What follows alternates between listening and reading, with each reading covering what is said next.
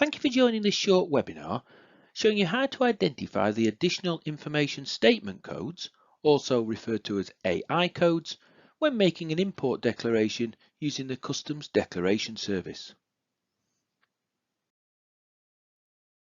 This is step 6 of a series of short webinars taking you through the Customs Declaration Service guidance on completing an import declaration.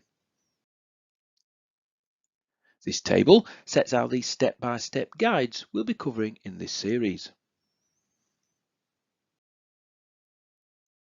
We'll be showing you screenshots from gov.uk.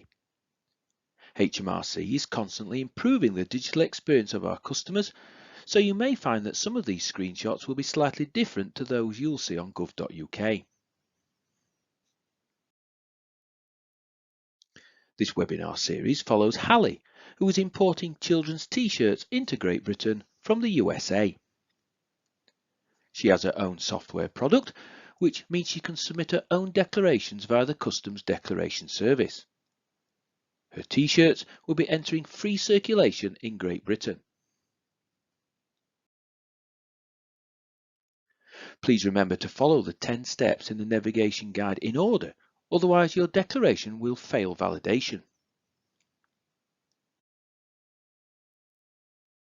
Hallie needs to ensure that she is on the Navigate the CDS Declaration Instructions for Imports page, previously referred to as the Navigate the UK Trade Tariff CDS Volume 3 for imports. If Hallie scrolls down, she will see the 10 steps she needs to follow. Step 6 relates to additional information statement codes. Additional information statement codes are used to provide details of any additional information required in data element 2.2.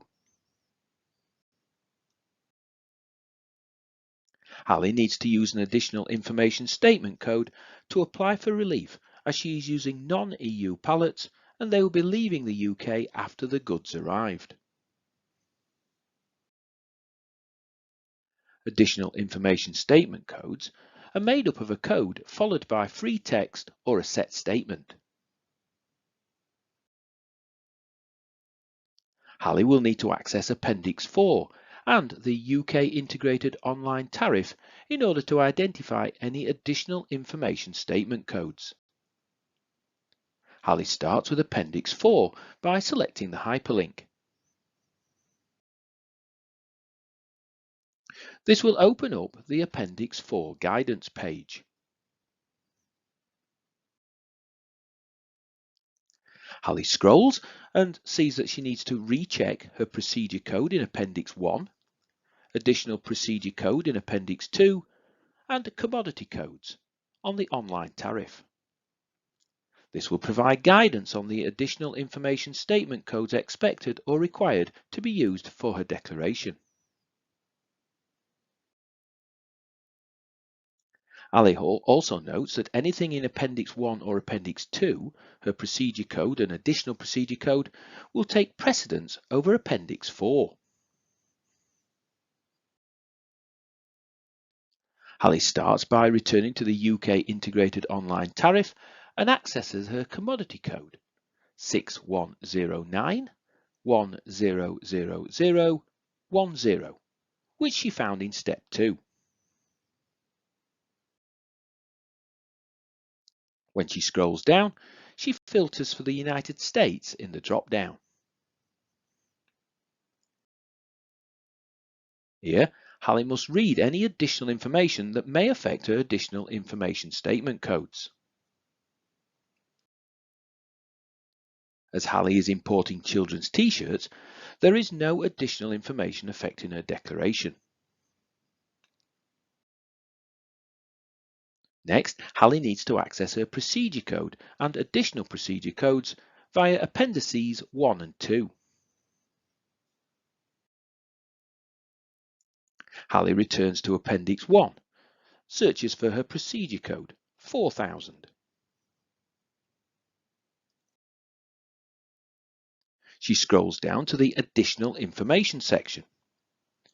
Hallie must read this and see if there are any additional requirements for her procedure code. Hallie sees the note stating that if the goods are being imported using non-EU pallets, whilst relief under temporary admission is claimed. As this is the case for her scenario, she will need to enter PAL02 along with TA pallets in data element 22. Next, Hallie returns to Appendix 2 to find her additional procedure code, 000.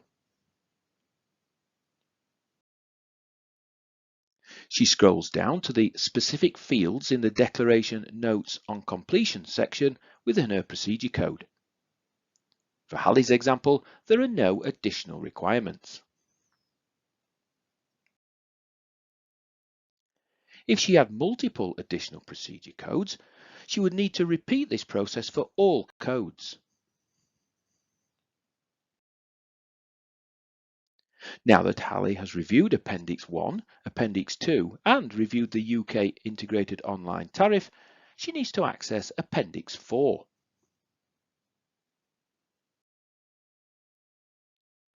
Hallie selects the hyperlink.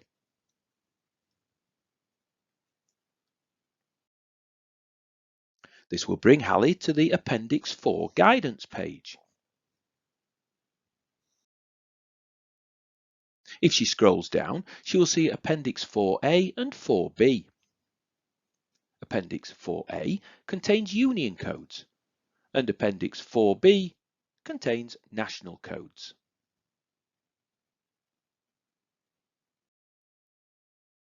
For additional information codes, the union codes begin with a number, and the national codes begin with a letter.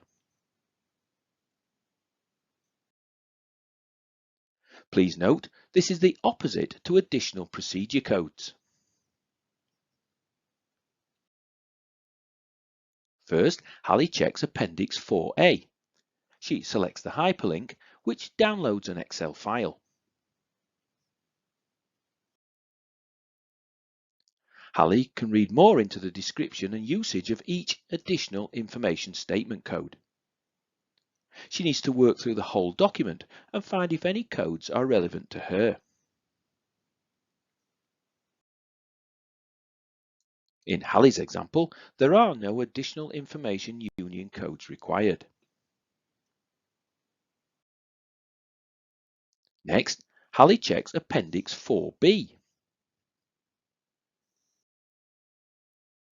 She will need to work through this document the same way she did with Appendix 4A. When Hallie scrolls down, she will see the code PAL02, which she previously identified in Appendix 1. She will need to work through the rest of the document to see if any other codes are relevant.